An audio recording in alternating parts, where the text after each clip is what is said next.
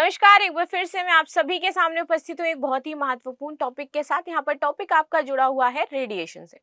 अभी हाल ही में सरकार ने एक रिपोर्ट पेश करी है जिसमें ये कहा है कि जो रेडिएशन है वो गर्भवती महिलाओं को असर करता है, लेकिन यदि वह एक सीमा से ज्यादा हो। वैसे ये कहा जाता है जो भी प्रेग्नेंट वुमेन्स हैं उनको बहुत ज्यादा फोन यूज नहीं करना चाहिए, जहां पर बहुत ज्यादा आपकी हाई वोल्टेज लाइंस हो वहां पर नहीं जाना चाहिए, क्योंकि वो उनके स्वास्थ्य को और साथ ही साथ उनके गर्भ में पल रहे जो शिशु हैं उसके भी स्वास्थ्य को कहीं ना कहीं बहुत ज्यादा हानि पहुंचाता है।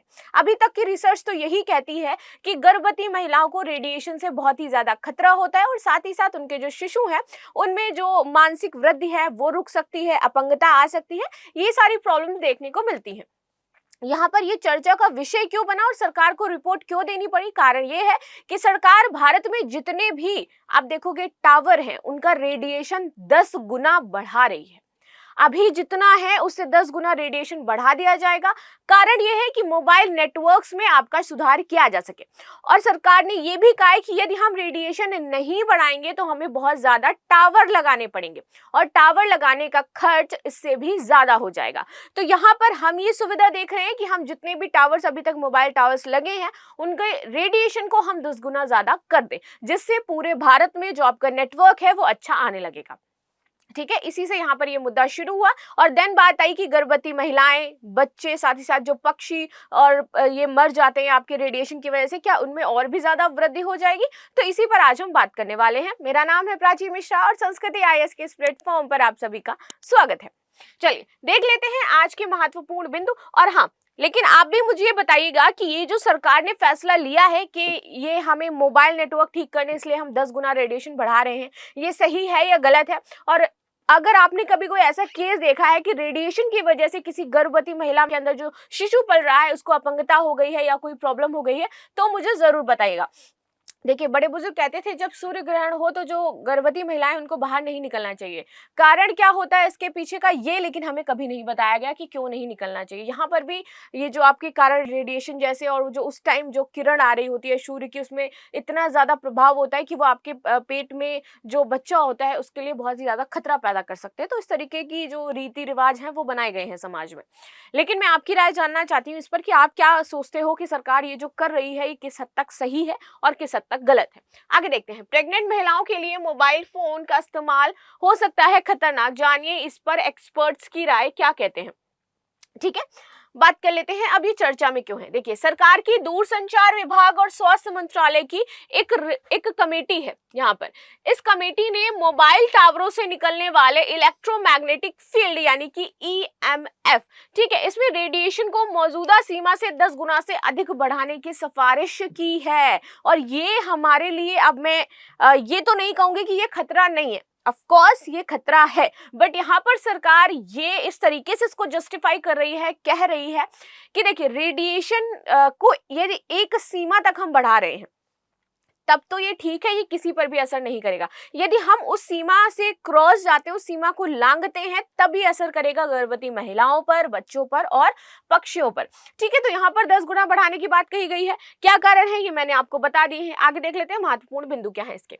यह international commission on non radiation protection के 2020 के नॉर्म्स के अनुरूप किया जा रहा है। तो यहाँ पर एक इंटरनेशनल ऑर्गेनाइजेशन है, इन टावर से जो रेडिएशन निकलती है, जाती है, इसकी कितनी सीमा होनी चाहिए, कितनी सीमा तक इसको बढ़ाया जाना चाहिए, कितनी सीमा पर यह हानिकारक है, इसके लिए एक दिशा निर्देश जारी करते हैं। और ये सिर्फ भारत के लिए नहीं, ऑल ओवर द वर्ल्ड के लिए जारी करते हैं। ठीक है, 2G 5G ये जो नेटवर्क्स आप देख रहे हो इन सभी के लिए ये जारी करते हैं कि कितना रेडिएशन होना चाहिए। और उन दिशा निर्देशों में ये लिखा है कि ये वर्तमान में अभी जो भारत में टावर्स लगे हैं वो उच्च सीमा तक नहीं है, वो जितनी यहाँ पर इन्होंने सीमा डिसाइड कर रखी है ना उस सीमा से भी कम है। तो भारत अभी 10 गुना उन रेडिएशंस को बढ़ा सकता है। इससे ना ही महिलाओं को खतरा होगा, ना ही बच्चों को खतरा होगा, ना ही पक्षियों को खतरा होगा।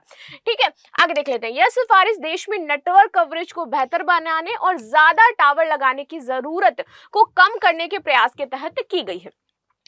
टेलीकॉम उद्योग की लॉबिंग करने वाली संस्था COAI ने भी इसी तरह की मांग भी की थी। जो टेलीकॉम सेक्टर्स में आप देखोगे कि बड़ी बड़ी कंपनियां हैं, उनके लिए जो टेलीकॉम उद्योग है, तो वहां पर जो कंपनी है उसका संगठन है एक आपका COAI, वो भी यही चाहता है कि वर्तमान में जो भारत के टावर हैं उनमें 10 गुना की वृद्धि कर दी जाए, और 10 गुना टू मच, अभी जितना है उससे 10 गुना कर दिया जाए। ठीक है, अभी देखो जब से जियो ने अपने टैरिफ रेट बढ़ाए हैं, जब से आप देखोगे कि एयरटेल ने अपने टैरिफ रेट बढ़ाए हैं, उसके बाद से BSNL पर लोग बहुत ज़्यादा स्विच कर रहे हैं। BSNL को लोग चाहते हैं कि BSNL आ जाए, तो ऑफ कोर्स अब BSNL भी ये सोच रहा है कि हमें क्या करना है, हमें अब अच्छा नेटवर्क देना है, नेटवर्क कवरेज देना है, और BSNL के पास अच्छा मौका है कि वो मार्केट में आ सकता है। तो इसी को लेकर के अब धीरे धीरे देखो सरकार प्रयास कर रही है, क्योंकि वो भी कहीं ना कहीं चाहती है कि BSNL को अब इससे फायदा हो। आगे देखते हैं, उनका कहना था कि ICNIRP यानी कि international commission on non radiation protection का क्राइटेरिया सेफ है। उसका कहना है कि ये क्राइटेरिया सेफ है, परंतु चिंता यह है कि ज्यादा रेडिएशन से बच्चे, प्रेग्नेंट महिला या फिर पशुओं पर असर पड़ेगा। तो इस पर भी सरकार ने पैनल को जवाब दिया है, और इसी की हम बात करने वाले हैं। अच्छा, अभी देख लेते हैं अभी तक की रिसर्च क्या करती है, कहती है कि यदि महिलाएं रेडिएशन में या फोन ज्यादा यूज करती हैं तो उससे क्या क्या खतरे हो सकते हैं। देखिए, मोबाइल रेडिएशन का प्रेगनेंसी पर असर यह होता है कि भ्रूण के मस्तिष्क के विकास में रुकावट आ सकती है। साथ ही साथ DNA पर भी अविकसित बच्चे होने का डर पैदा हो सकता है, यानी DNA अच्छे से विकसित नहीं हो पाएंगे, बच्चा सही से विकसित नहीं हो पाएगा, उसकी जो मानसिक ग्रोथ है वो अच्छी नहीं हो पाएगी। महिला को घबराहट, थकान और डिप्रेशन का शिकार हो सकती है, वो इस तरीके की जो संभावनाएं हैं, इस तरीके की जो आप देखो बीमारी है वो ये फील कर सकती है अगर ये ज्यादा डिप्रेशन में रहती है तो। स्पेशली जो प्रेग्नेंट वुमेन्स हैं, इसीलिए उनको बोला जाता है कि आप ज़्यादा फ़ोन यूज़ मत करिए, क्योंकि ये कहीं ना कहीं आपके बच्चे के हेल्थ को इफेक्ट कर सकता है। आगे बात करते हैं cell phones use pregnancy side effects. जैसे मैंने बताया कि एक्सेसिव यूज़ करने से प्रेगनेंसी में आपके जो न्यूरॉन है वो अच्छे से डेवलप नहीं हो पाएंगे। EMF रेडिएशन स्मार्टफोन में increase fetal temperature and alter its metabolic process. ये भी ये कर सकता है कि आपका जो फेटल टेम्परेचर है उसको ये बढ़ा सकता है, यानी कि आपके पेट गर्भ में जो बच्चा पल रहा है उसको हम फेटल कहते हैं, फेटल उस टाइम होता है, तो उसके टेम्परेचर को इंक्रीज कर सकता है, जिससे प्रॉब्लम हो सकती है। साथ ही साथ आपका जो मेटाबॉलिक प्रोसेस है आपका, उसको ये इफेक्ट कर देता है। ठीक है, रेडिएशन में increases the risk of miscarriage, इससे कहीं ना कहीं मिसकैरेज भी होने की संभावना होती है। हमें सेफली इसको कैसे यूज करना है, तो try to limit the use of cell phones as much as possible. तो आप इसको कम से कम यूज करिए। Maintain the safe distance from while it's using, जब आप इसको यूज करें तो बहुत ऐसे पास में रख करके आपको यूज नहीं करना है। Try to maintain a proper safe distance जब भी आप इसको यूज करें। Prefer ones low frequency EMF radiation. Low frequency, यहाँ पर ये बात कही गई है कि लो फ्रीक्वेंसी रेडिएशन से रिलेटेड जो चीजें हैं आप उनको यूज करिए, और सरकार रेडिएशन 10 गुना बढ़ा रही है।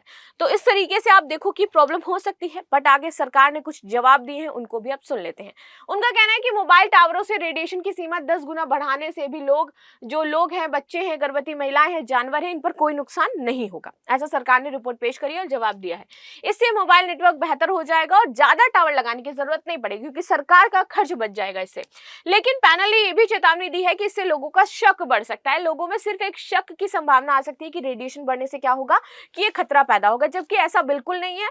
हमें जो इंटरनेशनल लेवल पर रेडिएशन की सीमा दी गई है हम उतने तक ही बढ़ा रहे हैं, और हमारा वर्तमान में जो रेडिएशन की सीमा है उस सीमा से कम वो 15 गुना कम है।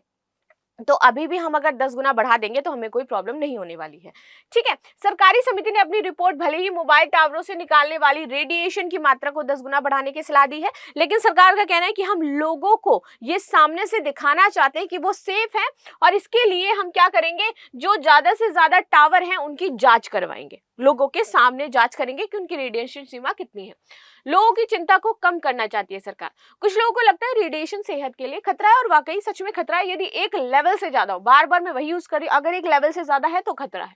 सरकार लोगों की इस चिंता को कम करना चाहती है, इसीलिए वो कम खर्चे में मोबाइल टावरों की जांच करवाएगी। पहले जांच करवा करके देखेगी कि वहां पर रेडिएशन कितना है, उसको हम कितना कम कर सकते हैं, कितना ज्यादा कर सकते हैं।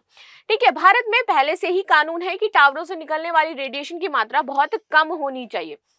और ये मात्रा ICNIRP लेवल से 10 गुना ऑलरेडी कम है और इसीलिए हम क्या कर रहे हैं, इसको 10 गुना बढ़ाने की मांग कर रहे हैं। लेकिन मोबाइल कंपनियों का कहना है कि इतनी कम रेडिएशन की वजह से फोन का नेटवर्क ठीक से नहीं चलेगा और उन्हें ज्यादा टावर लगाने पड़ेंगे, क्योंकि अभी क्या है, ऑलरेडी हमारे यहाँ कानून है कि हमें रेडिएशन कम रखना है, प्लस जो इंटरनेशनल लेवल पर हमारी कमेटी है उससे भी 10 गुना कम है हमारा।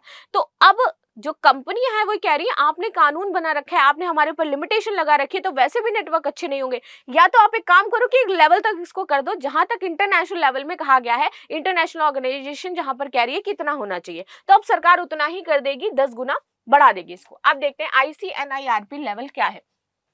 11 मार्च 2020 को ICNIRP के नए दिशा निर्देश जारी किए गए थे। यहाँ पर इस रिपोर्ट में ICNIRP 2020 से संदर्भित किया गया था। परिणाम स्वरूप दुनिया भर में कई देशों से अपेक्षा की जाती है कि वो नए ICNIRP राष्ट्रीय दिशा निर्देशों जैसे कि ARPANSA 2021 के आधार पर अपने रेडियो तरंगों और मानकों में अपडेट करें। वो चाहते हैं कि हमने जो नए अपडेशन दिए हैं आप उनको इंटरनेशनल लेवल पर अपडेट करिए।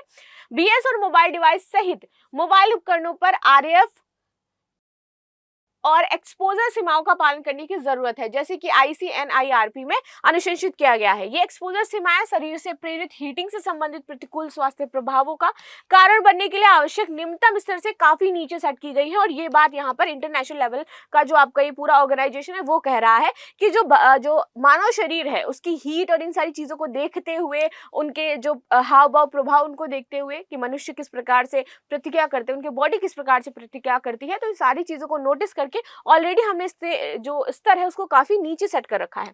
दिशा निर्देश प्रौद्योगिकी स्वतंत्र है और निर्दिष्ट आवृत्ति सीमा के भीतर मौजूद मोबाइल प्रौद्योगिकियों जैसे कि 2G से 5G तक समान रूप से लागू होते हैं।